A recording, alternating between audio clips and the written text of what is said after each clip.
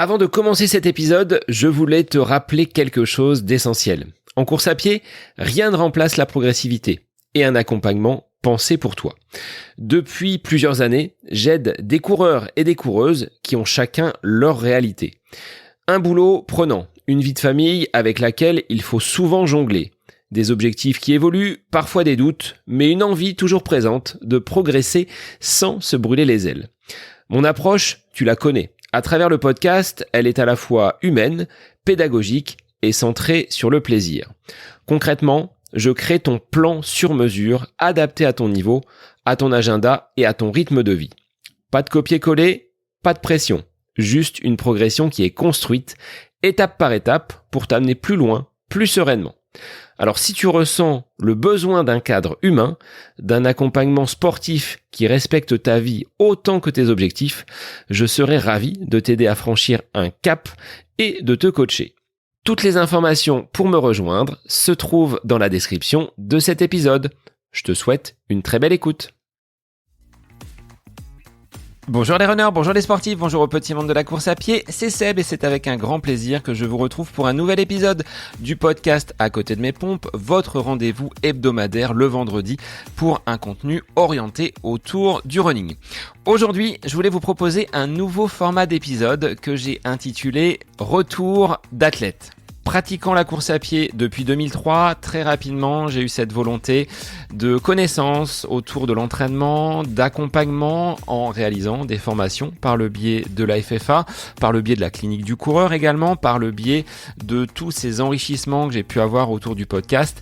Et aujourd'hui, j'ai plaisir à accompagner des personnes qui vont se lancer comme défi un premier 10 km, d'autres un marathon, voire des courses en trail ou en ultra trail. Et derrière chaque objectif, il y a une histoire, une vie de famille, un métier, des contraintes. Et souvent, les questions sont les mêmes. Comment réussir à tout concilier ? Est-ce que je vais y arriver ? Est-ce que je suis capable de suivre un programme ? Alors, plutôt que de te parler de mon accompagnement, j'ai préféré donner la parole à celles et ceux qui le vivent. Pierre est le premier à avoir accepté de partager son expérience.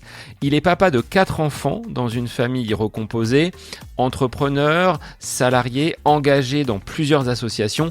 Il jongle avec un quotidien particulièrement chargé. Pourtant, il a réussi à aller au bout d'un marathon et à terminer son premier 24 heures en juin dernier. Dans cet échange, tu découvriras pourquoi Pierre a ressenti le besoin de déléguer la planification de son entraînement et comment nous avons pu adapter chaque semaine son programme à ses contraintes, mais aussi ce que cette préparation lui a apporté bien au-delà de la performance. Alors si tu hésites à te faire accompagner, si tu te demandes ce que peut réellement apporter un coach lorsque l'on est coureur amateur, je pense que le témoignage de Pierre répondra à beaucoup de tes interrogations. Et pour toute autre question complémentaire, n'hésite pas à m'envoyer un petit message, que ce soit sur les réseaux, sur Facebook, Instagram ou tout simplement via les coordonnées qui se trouvent dans cette description d'épisode. Sans plus attendre, je vous laisse profiter de ce premier épisode Retour d'athlète avec Pierre. C'est le nouvel épisode du podcast À côté de mes pompes pour lequel je vous souhaite une très belle écoute. Bonjour Pierre, merci d'avoir accepté l'invitation du podcast. Aujourd'hui, je donne la parole aux athlètes qui font appel à moi dans le cadre d'un accompagnement sportif. Et Pierre, je t'ai choisi pour ouvrir ces formats d'épisodes, la parole un petit peu aux personnes accompagnées par le podcast À côté de mes pompes, pour que tu viennes un petit peu nous expliquer pourquoi tu as eu besoin de cet accompagnement, dans quel cadre. Mais tout d'abord, je vais te laisser te présenter. Bonjour Seb, bonjour tout le monde. Déjà, je suis vraiment très honoré d'ouvrir le bal, on va dire. Alors pour me présenter très rapidement, je m'appelle Pierre. Je partage ma vie entre, le Loiret et l'Ain, le Pays de Gex plus précisément. Je suis papa de 2 grands enfants de 18 et 16 ans et beau-papa de 2 enfants plus jeunes de 10 et 8 ans. Voilà, j'ai mon activité professionnelle où je cumule 2 emplois, un de responsable d'espace de vie sociale et puis un autre où je suis à mon compte sur de la préparation mentale et de la remise en mouvement, du coaching et voilà, donc ce qui demande une organisation, assez conséquente, on va dire. Sur un plan sportif, Pierre, quel est ton CV de coureur? Qu'est-ce que tu pratiques depuis combien de temps? Avant que l'on bascule sur, les raisons qui t'ont poussé à faire appel à moi dans le cadre d'un accompagnement sportif. Alors, le sport a toujours fait partie de ma vie, mais disons que si on se focalise vraiment sur l'aspect, course à pied, j'ai eu 2 phases. La première aux alentours des années, on va dire de 2007 à 2011, où là je pratiquais du trail, où j'ai eu la chance de faire, le trail des Aiguilles Rouges, la Saint-Élion. Voilà, j'étais plutôt sur des formats de ce type-là. Puis après, la vie personnelle et professionnelle a fait que je me suis, éloigné de la course à pied, en maintenant un petit peu d'escalade, ce genre de choses, mais vraiment, pas de manière très, très assidue. Et puis à l'approche de la quarantaine, je me suis lancé un défi. Donc ça, c'était en 2023 et puis, à l'issue de ce défi, je me suis dit: «Bon, c'est quand même dommage d'avoir remis tout ça en place pour, s'arrêter dans cette foulée». Donc depuis, ben, je continue, je ne m'arrête plus et puis voilà, je suis repassé, sur des formats type, marathon et puis là récemment où j'ai eu la possibilité, la chance de faire un 24 heures, début juin. C'était un vieux rêve qui traînait dans ma tête et où je me suis dit: «Bon allez, arrête de rêver, fais-le et puis tu verras bien ce que ça donne, quoi». Pierre, la question c'est pourquoi toi qui as quand même une expérience dans la course à pied, tu l'as dit, hein, avec, du trail, des épreuves quand même sur route, pourquoi avoir fait appel à cet accompagnement par le biais d'À côté de mes pompes? Eh bien, je reboucle avec ma petite présentation de tout à l'heure. Tout simplement alors, en fait, il y a 2 raisons principales. La première, c'est, d'alléger ma charge mentale du quotidien parce que oui, effectivement, je j'ai les compétences pour pouvoir me faire, en tout cas à mon niveau, un plan d'entraînement, pour préparer une épreuve. Mais, rajouter tout ça dans le cumul d'emplois, dans la vie de famille avec, les trajets entre l'Ain et le Loiret, 1 semaine sur 2 ou presque, la garde des enfants et cetera, enfin et puis les engagements bénévoles parce qu'évidemment j'en ai pas assez. Bah, forcément ça me rajoutait encore quelque chose. Donc ça c'est la première raison, c'est vraiment m'alléger cette charge-là. Et puis la deuxième, c'est, à force d'écouter les podcasts, à force, d'échanger aussi avec toi, je me suis dit que, bah, ton approche, heu, pourrait certainement me convenir. Donc, c'est pour ça que j'ai fait appel à toi pour le marathon, en 2024, si je me trompe pas. Et puis ça a matché tout de suite. Donc, pourquoi pas réitérer, le suivi pour le 24 heures cette année, quoi. Au démarrage, quand tu m'as contacté, est-ce que tu avais des doutes? Tu parlais de cette charge mentale qui pouvait être comme une difficulté d'organiser finalement ce planning entre l'Ain et le Loiret où tu te partages, hein, avec, cette vie personnelle et cette famille recomposée et quelles étaient également tes attentes? Donc, les doutes, les difficultés, les attentes au démarrage de cet accompagnement. Alors les doutes, principaux le doute principal, c'était: «Est-ce que je vais réussir à suivre de manière, assidue une prépa?» Ça a toujours été mon problème, même quand je faisais du trail, il y a quelques années. J'allais courir sans forcément, structurer tout ça et dès que je voulais structurer et ben, je décrochais, j'y arrivais pas. Donc là, je me suis dit: «Bon allez maintenant, tu as une certaine maturité, on va peut-être essayer de quand même de suivre correctement». Et effectivement, ça, c'était mes doutes principaux au départ. C'était vraiment: «Est-ce que je vais réussir à, entre guillemets, à faire honneur au plan qui est proposé, à l'investissement qui est proposé et au mien aussi d'investissement?» Donc voilà, ça, c'était pour la prépa marathon. C'était vraiment là-dessus mes premiers doutes, quoi.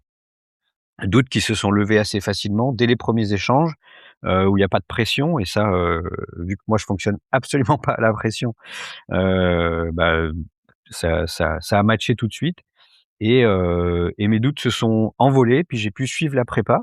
Je dis pas que c'était facile tout le temps parce que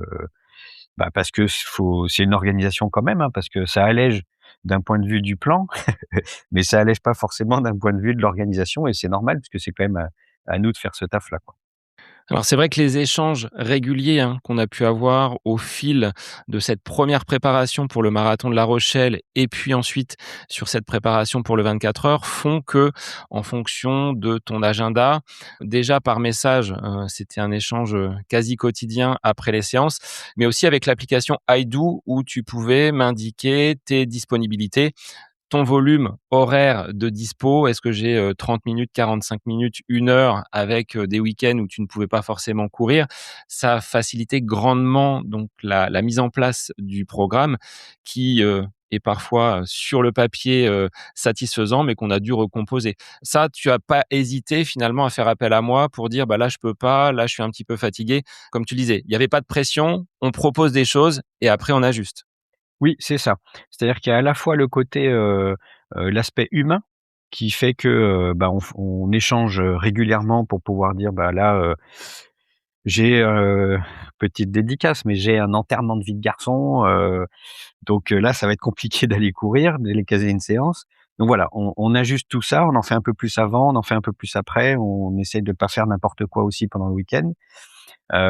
Et au-delà de l'aspect humain, il y a aussi l'aspect, enfin, c'est soutenu par la partie, technique et technologique, on va dire, avec iDo qui est quand même, hyper, pratique. Voilà, si des fois on n'arrivait pas à se capter ou quoi que ce soit, bah, hop, je te mettais les dispos. Là, je suis dispo, là, j'ai une période où ça va être beaucoup plus complexe parce que boulot, parce que ceci, cela. Voilà, ça permettait vraiment d'avoir un réajustement, quasi quotidien et d'avoir la possibilité, en tout cas dans mon cas, de pouvoir, moi-même bouger, les séances. Voilà, alors, en faisant valider par ta enfin, en ayant ta validation quand même pour pas faire de choses, incohérentes, pour pas se mettre en surcharge ou en sous-charge et voilà, mais c'est ouais, c'est vraiment hyper facilitant et c'est moi ce que j'ai vraiment apprécié aussi, voilà, après j'aime aussi ce genre de technologie, je trouve ça très pratique donc ouais, ça facilite grandement. Comment tu as vécu cet accompagnement? Parce que là, on n'est pas sur, du face à face.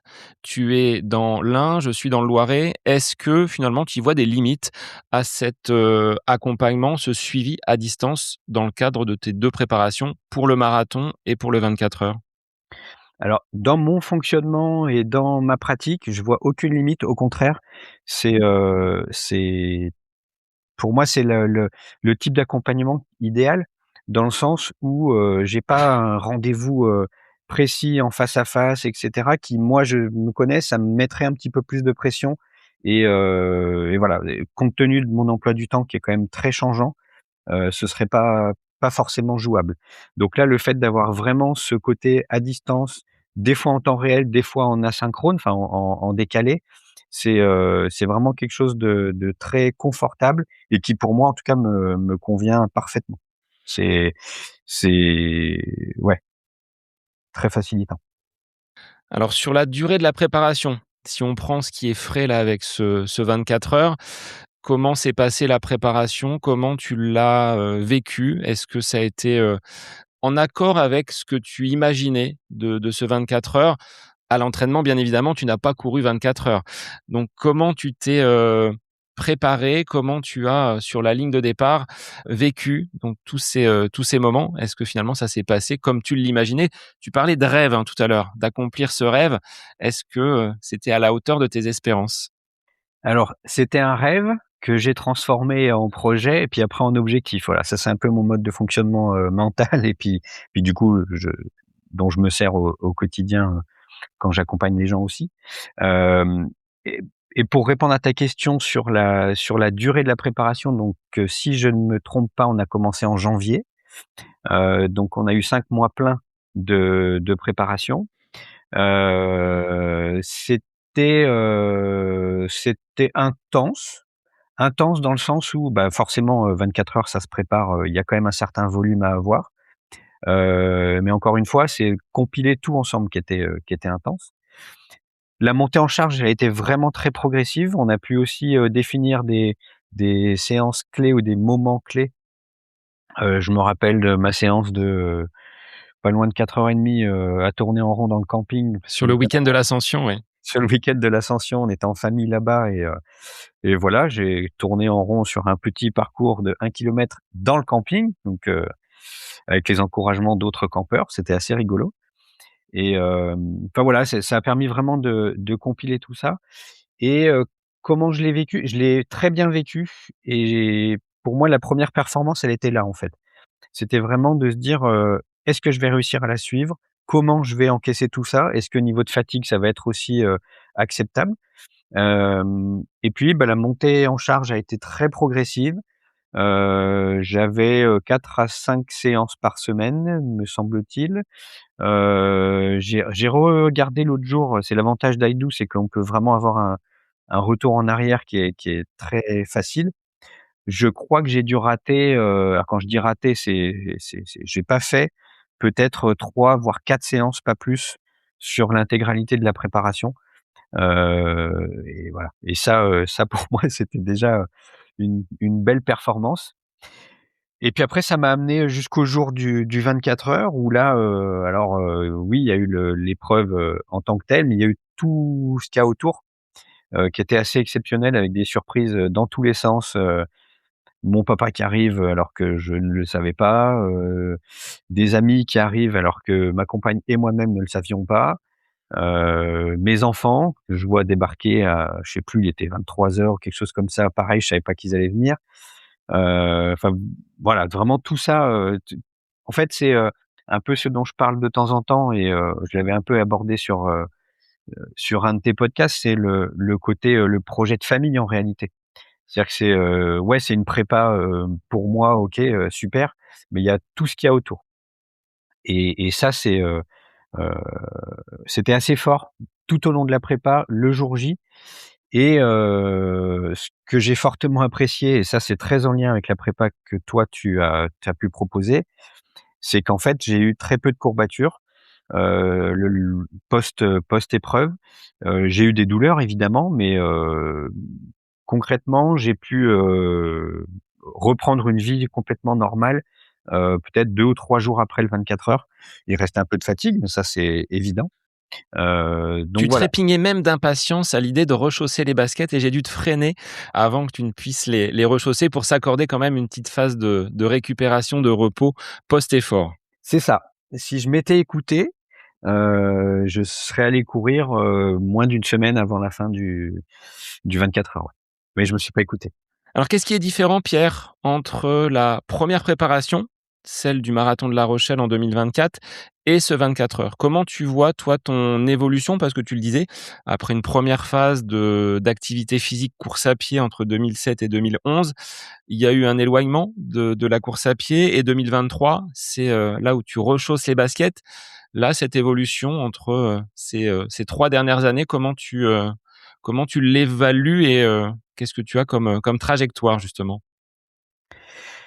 Hem, Bah, on va dire que c'est, «l'âge» entre guillemets qui m'a assagi un petit peu, on va dire. Où j'accepte maintenant la progressivité, j'accepte la régularité. Là où avant, bah, sur mes années de trail, j'ai un peu brûlé les étapes, on va dire. C'est-à-dire j'ai commencé, tout de suite après, j'ai fait un trail de 27 kilomètres, puis après le Nivonnais-Revard à 48 et ainsi de suite. Voilà, toujours, augmenté comme ça. Alors que là, je suis quand même j'ai une vision, on va dire, beaucoup plus sur le long terme. Et sur le fait d'avoir réellement cette envie de de durer dans le temps et d'être dans une démarche de sport santé, de bien-être, parce que c'est moi ce que je recherche en premier, c'est ça. Le chrono m'intéresse pas. Voilà, si on doit parler chiffres, le marathon, je l'ai fait en 5 heures, un peu plus de 5h30, je crois, 5h40. Le 24 heures, j'ai fait, 87 kilomètres. Voilà, j'ai aucun ego ou par rapport aux chiffres et par rapport au fait de vouloir, faire moins de temps à tout prix, voilà. Moi, ce qui m'intéresse, c'est faire, les distances, passer du temps à courir, partager les choses aussi avec les gens qui m'entourent. Ça, c'est hyper important et ça a vraiment évolué par rapport à ma pratique, il y a, quelques années, quoi et je pense que les prépas que je suis, c'est aussi pour ça que je suis, bien en phase et raccord aussi avec, ton accompagnement qui, du coup, s'adapte à ma personnalité. C'est que, voilà, on augmente le volume, on fait de la régularité et puis au final, on voit ce qui se passe quoi et puis voilà, moi ça me plaît. En se laissant du temps et comme je le dis souvent, hein, dans les, préparations qui peuvent être, menées, ce ne sont que des propositions. Bien souvent, le plan est écrit sur le papier, même si ensuite on le convertit sur l'application iDo.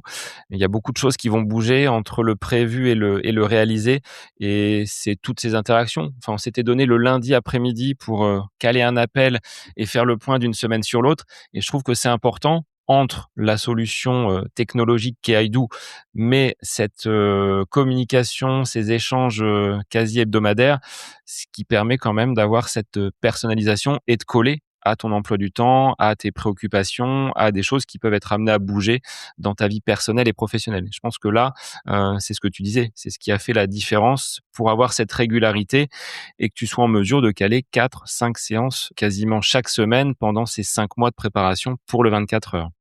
Oui et c'est vrai que ces échanges, en direct, bah, c'est toujours hyper, enrichissant et ça aussi j'en ai besoin. C'est-à-dire que, c'est le petit plus qui fait que ça colle parfaitement à mes besoins. S'il y avait pas eu ça, ça l'aurait fait aussi, il y avait pas de souci, mais il m'aurait peut-être manqué quand même, ce «rapport humain» entre guillemets.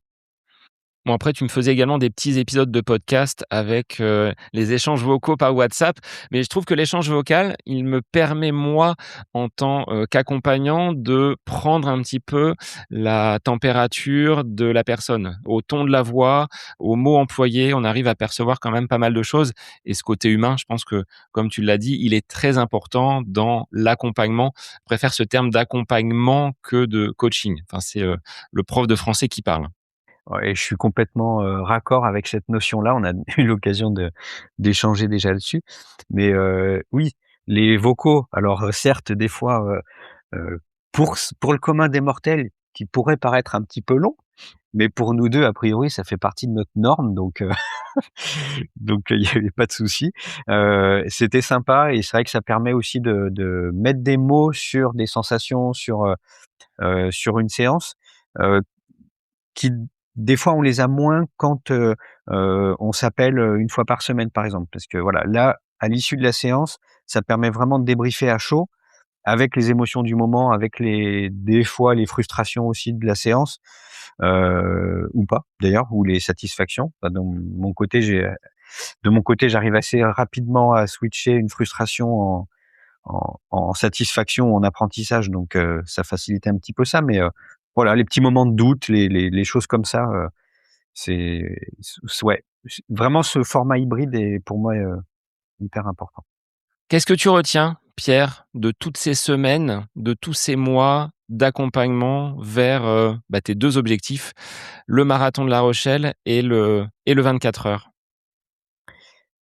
Et ben, je retiens alors personnellement, je retiens le fait que, je suis capable de suivre un programme et que surtout, je constate que ça me fait progresser. Alors pas forcément en vitesse, hein, ça, voilà, mais parce que c'est pas quelque chose qu'on a travaillé spécifiquement non plus. Par contre, sur, la durabilité, on va dire, ou sur, le fait de progresser sur, la capacité à encaisser les séances et cetera, ça, c'est un réel progrès. Et puis, ça m'a appris aussi, des choses sur ma culture de course à pied, d'entraînement et cetera. Et puis ça m'a appris qu'il y a un humain derrière le podcast et derrière l'accompagnement et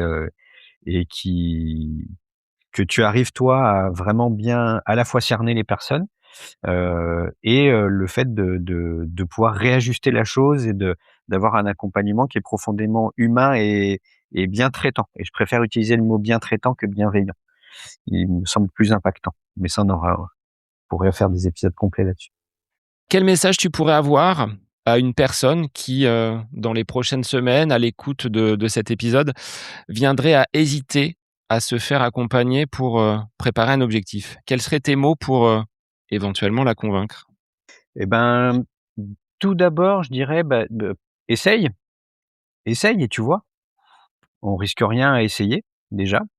Et puis foncez quoi. Enfin, à un moment donné, ça peut être la petite chose en plus qui fait que bah, ça permet de passer le petit cap qu'on a envie de passer, quel que soit l'ordre enfin quel que soit le cap justement qu'on a envie de passer. Et puis si vous en avez marre des applis, si vous avez trop de pression avec, les coachs, qu'on voit passer, sur internet, avec le no pain no gain, à tout prix, et cetera, et puis si vous avez envie d'avoir un accompagnement qui est vraiment adapté à vos besoins, qui est, en douceur, et ben, n'hésitez pas quoi. Seb, il est top.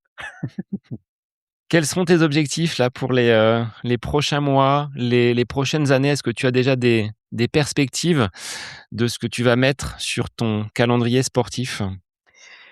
Et ben, le calendrier sportif est déjà bouclé, jusque début juin 2027, parce que j'ai eu l'immense chance, enfin, j'ai l'immense chance d'avoir un fiston qui est passionné de course à pied et qui trépigne depuis 3-4 ans de pouvoir faire des trails longs, qui m'a offert, à Noël dernier, une inscription pour la Tranche-Jus Trail 2027, qui sera donc sur le format 82 kilomètres et 3 700 mètres de dénivelé.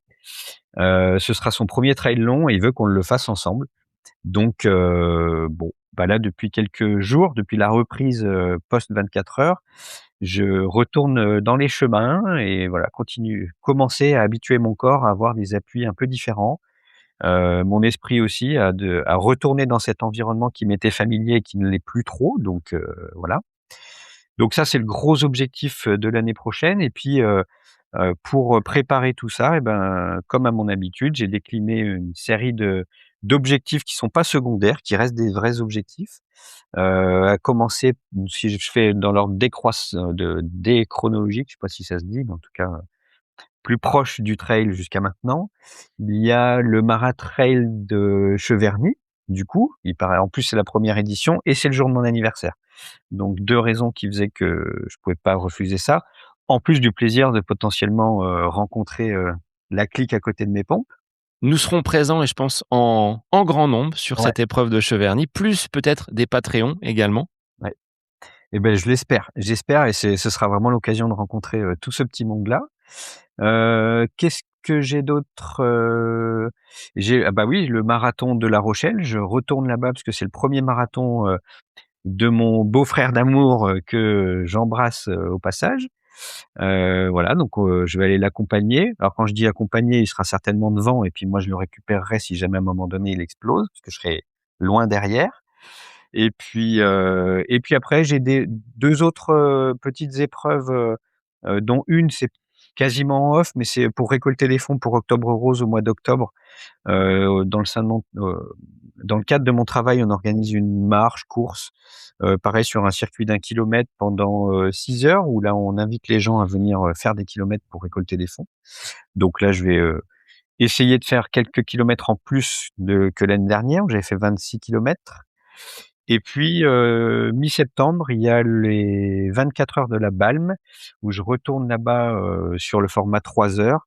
Pareil, avec une délégation, d'une dizaine de personnes, dans le cadre de ce qu'on organise au travail autour des violences faites aux femmes. Donc on va aller, montrer le maillot par là-bas et se mobiliser pour ça avec le on aura le maillot de l'association Sine Qua Non. Voilà le programme, jusqu'à juin de l'année prochaine. Et après, évidemment, il y a d'autres projets qui trottent dans le coin de la tête. Retourner sur un 24 heures parce que vraiment j'ai adoré. Heu et puis voilà, il y a plein d'autres, noms de courses qui résonnent, de partout. Ce que tu as aimé sur le 24 heures, c'est cette ambiance autour des concurrents, autour du fait de, relever et accomplir ce défi. C'était, vraiment un cocon pendant 24 heures autour de ce complexe sportif? C'est ça. C'était une bulle pendant 24 heures, une bulle, d'amour parce que j'étais entouré de beaucoup d'amour, et puis je ne l'ai pas mentionné tout à l'heure, mais j'ai eu la chance de recevoir beaucoup de soutien aussi en vidéo ou en message audio, des gens qui ne pouvaient pas être là et des gens que je ne connaissais pas, ou alors que à travers, la communauté, Patreon et à côté de mes pompes. Donc je les remercie aussi au passage et c'est ces petits messages qui ont fait du bien dans les moments un petit peu clés. Et ouais, alors l'ambiance était géniale. Et puis contrairement à ce qu'on pourrait penser, j'ai eu aucune lassitude, de me dire, «Tiens, je fais le même parcours pendant 24 heures». Bon, moi, c'est quand même un parcours qui fait 1 kilomètre, donc on a vite fait le tour. Enfin vite fait, on passe quand même souvent au même endroit. Mais ouais, non, vraiment, j'ai adoré l'ambiance et puis, partager ça, c'est toujours pareil. Moi, tant que plus je peux partager les choses, mieux je me porte et là franchement, c'était 24 heures, de partage à fond et puis on s'est fait la remarque, alors j'ai eu forcément sur la fin où c'était un petit peu long quand même, hein, mais sur le retour en voiture où là je disais, à ma compagne que si on me posait la question, je suis pas sûr d'y retourner et puis 2 jours après, on se regardait sur le canapé en disant: «Non mais en fait, c'était trop bien quoi, c'est quand qu'on y retourne?» Voilà, un petit peu comme à chaque fois. Mais là, c'est sûr qu'on y retournera. C'est clair. Eh bien, merci Pierre d'avoir accepté de prendre la parole sur ton retour d'expérience en tant qu'accompagné, en tant qu'athlète coaché par À côté de mes pompes. Merci d'avoir ouvert le micro aujourd'hui et je te souhaite une belle continuation dans tes objectifs et dans tes projets pour cette fin d'année 2026 et 2027 qui s'annoncent bien copieux sur le plan sportif. Eh ben, merci beaucoup. Merci à toi pour ta confiance et puis n'hésitez pas, quoi. Faites-vous accompagner. Exactement, donc comme Pierre, si vous avez un objectif, un projet, un rêve, n'hésitez pas à m'envoyer un petit message pour qu'on puisse voir comment on peut vous accompagner et finalement atteindre ces projets, ces objectifs. C'est à portée de basket. Merci à toi Pierre et pour les auditeurs, je vous dis à la semaine prochaine pour un nouvel épisode du podcast À côté de mes pompes. Bonne semaine à vous. Cet épisode Retour d'athlète est maintenant terminé. Si toi aussi tu as cette volonté d'être accompagné pour de prochains objectifs, n'hésite pas à m'envoyer un petit message. On peut discuter, voir un petit peu comment mettre en place cet accompagnement, cette planification pour que ce soit facile au quotidien et que ça puisse s'intégrer avec ta vie personnelle et professionnelle. Je te souhaite une très belle fin de journée et je te dis à la semaine prochaine pour un nouvel épisode du podcast À côté de mes pompes. Find the biggest voices in sports on the Sports Social Podcast Network. Like Not the Top 20 podcast with me, George Ellick. And me, Ali Maxwell. Join us on our podcast about the best football leagues in the world, the EFL. Want football to be like it was back in the day? No VAR and so much drama. Search Not the Top 20 and listen wherever you get your podcasts. Sports Social Podcast Network.